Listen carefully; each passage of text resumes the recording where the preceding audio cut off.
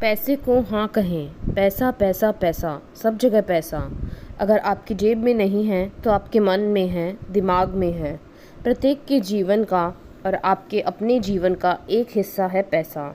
बहुत ताकत है पैसे में, इतनी ताकत कि यह हर किसी को अपनी ओर आकर्षित कर सकता है।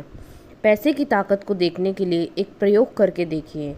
कुछ सिक्के लीजिए और उन्हें किसी ऐसे स्थान पर रख दीजिए जहाँ से उनकी खनखनाहट लोगों को सुनाई दे सके। यह कोई साधारण खनखनाहट नहीं होगी, बल्कि एक जादुई खनखनाहट होगी, जिसे सुनकर आते जाते लोग अपना काम छोड़कर खड़े हो जाएंगे और उसी दिशा में अपना ध्यान लगाएंगे जहाँ से यह जादुई आवाज़ आ रही होगी। एक बार तो वे यही सोचेंगे कि कहीं उनका अपना पैसा तो नहीं गिर गया है। कुछ लोग तो तुरंत हाथ अपनी जेब पर ले आएंगे, यह देखने के लिए कि कहीं उनके अपने पैसे तो नहीं गिर गए हैं, भले ही उन्हें पता हो कि उनकी जेब में खुले पैसे या सिक्के नहीं हैं। और अगर किसी की मेज के नीचे ये सिक्के खनखना रहे हों तो वह एकदम झुककर मेज के नीचे देखने की कोशिश करेगा, भले ही उसे कमर दर्द हो। दुर्लभता की मानसिकता, जादुई हैट की आवश्यकता। अमीर और खुशहाल बनना हर मनुष्य की स्वाभाविक इच्छा होती है। ईश्वर भी चाहता है कि उसकी सभी संतानें हर तरह से और हर समय भरपूर उपभोग करें। फिर भी कहीं न कहीं हम इस प्रचुरता से सामंजस्य बनाकर चलने की अपनी योग्यता खो बैठते हैं। ऐसा लगता है कि खुशहाली और प्रसन्नता बस एक कदम आगे है। कौन कहता है कि प्रकृति के संसाधन दुर्लभ और सीमित हैं? मैं आपको एक राज की बात बताता हूँ। दुर्लभता की मानसिकता से बनी टोपी उतारिए और जादुई टोपी पहन लीजिए तो प्रचुरता के रहस्यों के धागों से बनी हुई हैं। अब आपको ज़रूरत है इन रहस्यों का पता लगाने की। आगे बढ़िए और ज्ञान, सौंदर्य, सच्चाई तथा प्रेम से परिपूर्ण जीवन का आनंद लीजिए। आग निकलने का अनुभव। यदि आपको जलती हुई रुई यानी आग निगलने के लिए कहा जाए तो मैं विश्वास के साथ कह सकता हूँ कि आप एकदम चीख पड़ेंगे। जलती हुई रुई निगलना संभव नहीं है, यहाँ तक कि जलती हुई रुई आपके मुंह के पास है। इस ख्याल से ही आपका शरीर कांप उठेगा।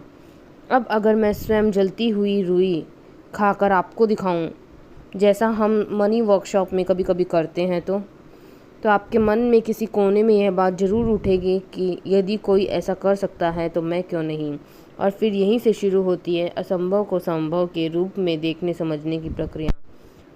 संभाव्यता भी धारणात्मक होती है, जिसका स्थान केवल आपके मन में होता है। जलती हुई रुई निगलकर ही इसे वास्तविकता में बदला जा सकता है। अब आपको जलती हुई रुई निगलने की कला सीखनी है, लेकिन सीख लेना ही पर्याप्त नहीं है, क्योंकि उसके बाद भी आप सीखने की स्थिति में ही होंगे।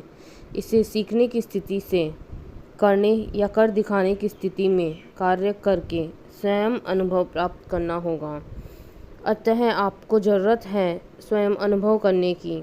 चेतावनी, इसे स्वयं पर न आजमाएं, क्योंकि ये खतरनाक हो सकता है। जब आप जलती रुई को मुंह में डालने का यह प्रयोग करेंगे तो आपको बहुत डर लगेगा। यह डर जितना ज़्यादा होगा उतना ही ज़्यादा कठिन होगा काम। अंततः आप बिना किसी हानि के जलती रुई निगलने में सफल हो जाएंगे। अब आपको किसी बड़ी जीत का सा अनुभव होगा। आप अपने भय पर विजय पा लेंगे। उसके बाद दूसरी बार काम और आसान हो जाएगा तथा उस समय तक आपके मन से जलती हुई रुई को निगलने का भय हमेशा हमेशा के लिए गायब हो जाएगा। इस स्थिति को उपलब्धि की अवस्था कहा जाता है। यदि आप तकनीक के आधार पर जलती हुई रुई निगलना चाहते हैं लेकिन कभी प्रयास नहीं किया है तो इसका कोई लाभ नहीं है, सिवाय अपने मन को बौद्धिक रूप से सशक्त बनाने के। लाभ तो कार्य करते हुए अनुभवों द्वारा स्वयं ही मिलने लगता है।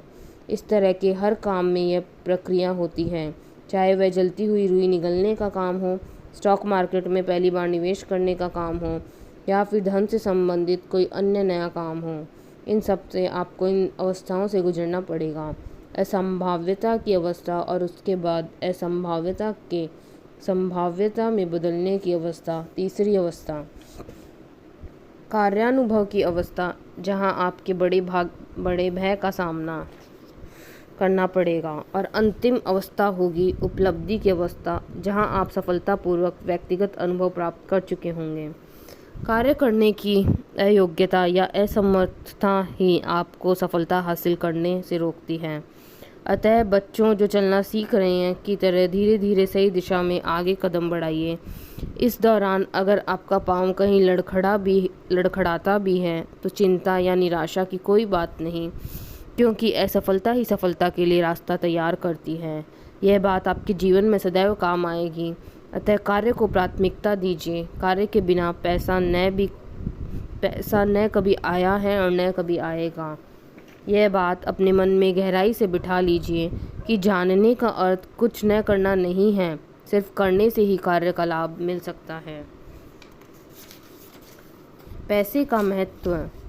पैसे को घुमाते रहें और मज़े से खेलते रहें। पैसे की दुनिया एक मायावी भ्रमकारी दुनिया। विंसेंट वैन गॉग ने कई पेंटिंग्स बनाई थी, जिनमें से कुछ की कीमत लाखों डॉलर है, लेकिन वह स्वयं पैसों के लिए तरसते रहे, जीवन भर निर्धन ही बने रहे और अंततः निर्धन ही इस दुनिया से चले गए। ऐसे अनगिनत लोगों को देखा सुना गया है जो पूरी ज़िंदगी जी तोड़ मेहनत करते हैं, लेकिन उनकी ज़िंदगी सदैव मुश्किल में ही गुजरती है। वे अपने ऊपर एक पैसा भी खर्च नहीं करते। इस तरह एक एक करके वे लाखों जोड़ लेते हैं और एक दिन सब कुछ धर्मार्थ अनुदान में दे देते हैं। दुनिया में ऐसे कई उदाहरण देखने को मिलते हैं, जिनसे हम जान सकते हैं कि किस प्रकार भोले भाले शरीफ लोग भी एक दिन अपराधी बन जाते हैं। वे चोरी करते हैं, ठगी करते हैं, यहाँ तक कि अपने सगे संबंधियों की जान तक ले लेते हैं, सब पैसों के लिए। एक और उन अमीरों को देखिए जो अपने पालतू कुत्ते बिल्लियों को महंगे से महंगे ब्यूटी पार्लर में ले जाते हैं, उनके लिए अच्छे से अच्छा डिज़ाइनर परिधान खरीदते हैं। दूसरी ओर उन्हें भी देखिए जो पूरी ज़िंदगी फुटपाथ पर जीते हुए अंत में दुनिया से चले जाते हैं। कुछ लोग ऐसे हैं जो एक दिन में लाखों रुपए कमाते हैं, और लाखों लोग ऐसे हैं जो दिन भर की मेहनत के बाद भी कुछ ही रुपए कमा पाते हैं।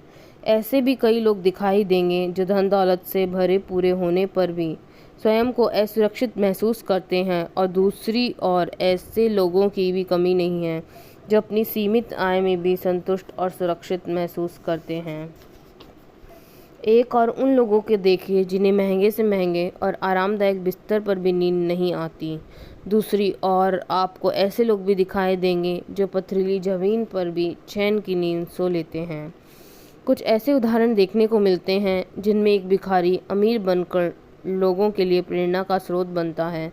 दूसरी ओर ऐसे भी उदाहरण देखने को मिलते हैं जिनमें एक अमीर आदमी भिखारी बन जाता है। सचमुच यह दुनिया ऐसे ही विरोधाभासों से भरी पड़ी है। यहाँ न तो ऊपर उठने की कोई सीमा है और न नीचे गिरने की। जो कुछ हम सोचते हैं, कल्पना करते हैं, और यहाँ तक कि जिसके बारे में हम सोच भी नहीं पाते, वह सब दुनिया में कहीं न कहीं वास्तविकता के रूप में विद्यमान है। यह सब पैसे का ही खेल है। यही तो है पैसे की माया, जिसे हम समझने की कोशिश तो ज़रूर करते हैं पर समझ नहीं पाते। अतः दुनिया की चिंता छोड़कर अपने बारे में सोचिए और इस बात पर अपना ध्यान केंद्रित कीजिए कि पैसे की इस मायावी दुनिया में आप क्या चाहते हैं। क्या आप तारों भरी रात को खरीद सकते हैं? प्रकृति हमारे सामने ऐसे ऐसे नज़ारे पेश करती है जिन्हें देखकर हमारा मन कौतूहल और आश्चर्य से भर जाए। आसमान की ओर देखिए, रात के अंधकार में टिमटिमाते लाखों करोड़ों तारे, पूर्व दिशा से उदित होते सूर्य की लाली, कलकल करते झरने, ऊंचे ऊंचे पहाड़, घने जंगल, नाना प्रकार के पशु पक्षी, रंग बिरंगी तितलियाँ, यह सब कुछ हमारे और सिर्फ हमारे लिए हैं। ऐसा लगता है मानो पूरा ब्रह्मांड ही एक रंगमंच हो और उस पर भांति भांति के नृत्य, संगीत कार्यक्रम लगातार चल रहे हों। सब कुछ हमारे लिए और वह भी मुफ्त में। मानना होगा कि जीवन की सर्वोत्तम वस्तुएं हमें निःशुल्क ही मिलती हैं। हम में से कितने लोग प्रकृति की सुंदरता से परिचित हैं? उगते सूरज और विशाल आसमान को आपने आखिरी बार कब निहारा था? क्या हम इन सब की ओर से मुंह मोड़ते नहीं जा रहे हैं? क्या होता जब स्वर्ग से कोई दूत आता और सूर्य के माध्यम से दुनिया को दी गई रोशनी, चंद्रमा के माध्यम से दुनिया को दी गई चांदनी और तारों के माध्यम से दुनिया को दी गई सुंदरता के लिए कर्ब की मांग करता? अब समय आ गया है कि हम अपनी झपकियाँ छोड़कर प्रकृति के इन खूबसूरत नज़ारों का आनंद लें, क्योंकि ये सब ऐसी चीज़ें हैं जिन्हें हम पैसे से नहीं खरीद सकते। मिस्टर मालामाल अपनी पत्नी को साथ लेकर बीच पर घूमने के लिए जाते हैं। चलते चलते वह अपनी पत्नी को एक जगह छोड़कर उसके लिए कुछ खाने का सामान लेने चले जाते हैं। वापस आकर वह देखते हैं कि कुछ लोग उनकी पत्नी को पानी में से बाहर निकालकर उसे प्राथमिक चिकित्सा दे रहे हैं।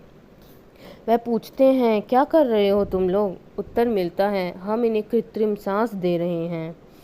अब मिस्टर मालामाल एकदम चीख पड़ते हैं, कृत्रिम? कृत्रिम क्यों? उससे वास्तविक चीज़ या सांस दो, मैं उसके लिए कीमत दूंगा। समृद्धि और खुशहाली का संबंध पैसे से ज़रूर है, लेकिन यह उससे परे भी है। भौतिक संसार में समृद्धि और खुशहाली का अर्थ है इच्छाओं और आवश्यकताओं की पूर्ति। यहाँ खूब पैसा कमाना, संपत्ति अर्जित करना और उसका उपयोग करना ही समृद्धि और खुशहाली है। आध्यात्मिक दृष्टि से देखें तो खुशहाली और संपन्नता का अर्थ है आत्मा का प्रकृति के साथ गहरा संबंध और आत्मचेतना का अनुभव करते हुए एक एक क्षण को जीना। मन की दृष्टि से देखें तो समृद्धि और खुशहाली का अर्थ है संतुष्ट और सुरक्षित महसूस करना। सचमुच मन की शांति और आनंद इसी में निहित है। मन की इस शांति और आनंद की कोई सीमा नहीं होती। इस स्थिति में व्यक्ति भीतर से सुखी व संपन्न महसूस करता है और अपने मन के साथ तालमेल रखते हुए सार्थक जीवन व्यतीत करता है। यह संपन्नता, यह खुशहाली आपको उस सुखद स्थान पर ले जाती है जहाँ जीवन श्वेत शाम नहीं बल्कि बहुरंगी बन जाता है। उस स्थिति में जब आप अपने अस्तित्व के साथ इतनी गहराई से जुड़ जाएंगे, आपका मन स्वयं ही कह उठेगा, मैं सुखी और संपन्न हूँ। तो पैसा आपकी जेब में ही नहीं, हर जगह है। पैसा किसी एक जगह से चलकर संपन्नता और खुशहाली तक कैसे पहुँचता है, आइए इसका पता लगाते हैं। अस्थायी और स्थायी हल। हम सभी को जीवन में कभी न कभी रुपए पैसों से संबंधित कई तरह की समस्याओं का सामना करना पड़ता है। इन अनेक प्रकार की समस्याओं को हल करने के केवल 3 ही तरीके हैं। पहला तरीका है समस्या के हल के लिए कुछ भी न किया जाए और सब कुछ भगवान पर छोड़ दिया जाए। दूसरा तरीका है समस्या का कोई काम चलाऊ या अस्थायी हल निकाल लिया जाए। तीसरा और आखिरी तरीका है समस्या की जड़ में जाया जाए और उसका स्थायी हल निकाला जाए। गोलमाल को 10,000 रुपयों की सख्त ज़रूरत थी, इसलिए वह अपने दोस्त मालामाल के पास पहुंचे और उनसे 10,000 रुपये कर्ज के रूप में ले लिए। कर्ज लेते समय उन्होंने वादा किया कि वह 1 महीने में यह रकम लौटा देंगे। देखते देखते 1 महीना बीत गया और गोलमाल पैसा नहीं लौटा सके, इसलिए मालामाल ने तकादा करना शुरू कर दिया। गोलमाल बहुत परेशान थे, उनके पास अपना कर्ज चुकाने के लिए पैसे नहीं थे। तभी उनके मन में एक सुंदर विचार आया और वह अपने दूसरे दोस्त धनीराम के पास पहुँचे। उनसे 10,000 रुपये उधार ले लिए। कर्ज चुकाने के लिए उन्होंने 1 महीने की मोहलत मांगी। 10,000 रुपये लेकर वह मालामाल के पास पहुँचे और अपना कर्ज चुका दिया।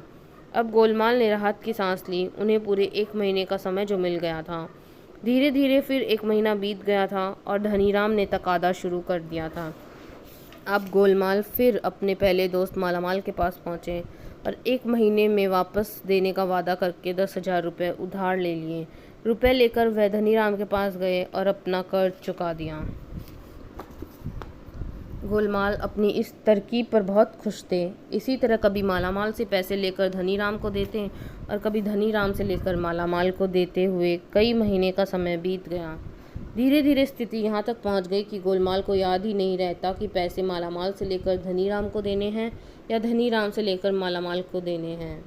सचमुच वह ऊब गए थे हर महीने के इस आँख मिचौनी के खेल से। अब वह समस्या का स्थायी हल निकालना चाहते थे। उन्होंने एक बार फिर अपने दिमाग का इस्तेमाल किया और दोनों को अपने घर चाय पर बुला लिया। जब तीनों लोग एक साथ बैठे तो गोलमाल ने मालामाल और धनीराम का एक दूसरे से परिचय कराते हुए कहा, भाई आप दोनों के कारण मैं बहुत परेशान हो गया हूँ और हर महीने आप दोनों एक दूसरे के साथ 10,000 रुपये का आदान प्रदान स्वयं कर लिया कीजिए। बस इतना ही एहसान कीजिए मुझ पर और मुझे इस झंझट से मुक्त कर दीजिए।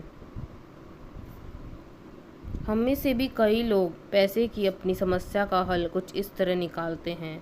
यहाँ से लिया वहाँ दिया और वहाँ से लिया यहाँ दिया, किंतु यह समस्या का अस्थायी या काम चलाऊ हल है जो कभी कभी नुकसानदेह भी साबित होता है। यह तो ठीक वैसी ही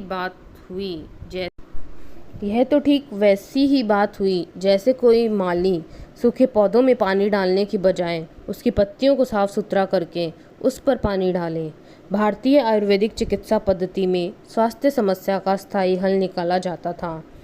आयुर्वेदिक औषधियों के सेवन से बीमारियों को जड़ से मिटाया जाता था। अपने वाहन को अच्छी स्थिति में रखने के लिए आपको उसकी नियमित देखभाल करने की ज़रूरत होती है। कभी कभी कुछ अलग तरह की स्थिति सामने आ जाती है, माना वाहन के टायर में पंचर हो गया। अब क्या आपके पास अतिरिक्त टायर और औजार हैं? अगर आपके पास ये दोनों चीज़ें हैं तो कुछ ही देर में आपकी गाड़ी फिर से सड़क पर दौड़ रही होगी। इस तरह की समस्याओं से बचा जा सकता है यदि आप गाड़ी के टायरों की भी नियमित रूप से जांच करें।